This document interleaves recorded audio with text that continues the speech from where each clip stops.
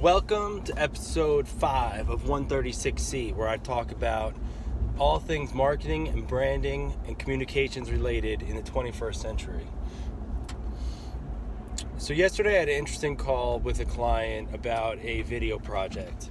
And I know a lot of you guys probably deal with this, and all marketers deal with this, and all brand managers deal with this. And that's when trying to figure out the content of a video for a trade show and how that video can not just be used one time in the trade show, because the cost of the video is going to be a little bit high, just because the quality needs to be there, but also that they want to create something and we want to create something as part of our strategy, something that's more sustainable and ongoing than just a one-time story that we're trying to tell, one-time sizzle.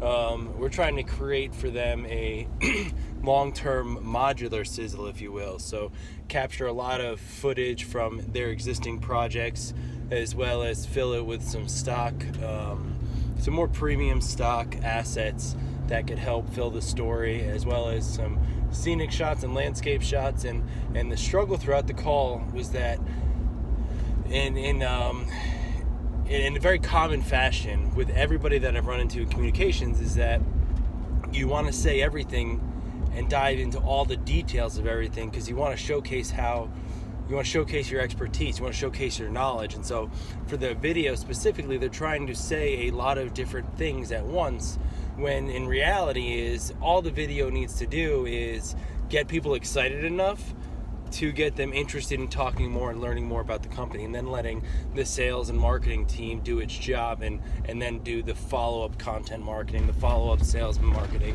activities in this space, to then let their rubber meet the road, so to say.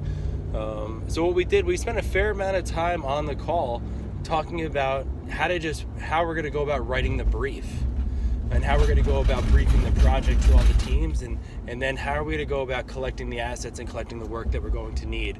And so that's a great place for all projects to start, not just video projects, but specifically on video projects. It's a great way to start the process, is to start by figuring out the brief and then always dialing it back a little bit. You know a lot. You're an expert in your space. There's no doubting that. But what happens often is the message gets complicated. There's no hook there. So let's figure out what's that main message going to be for the hook, for the video. So what is that main takeaway? How do we want the people to feel and react after they've seen this piece of content? And how does that piece of content fit within their surroundings of where they are and what they're trying to do? So great tip for anybody producing a B2B or B2C piece of content, specifically for trade shows and ongoing content marketing.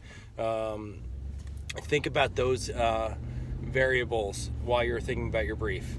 So get that all together first before you go really tactical. That will save you a tremendous amount of time. It's save you a tremendous amount of money. It's way more work up front, but I promise you the result will be better. So do the work up front, then produce it.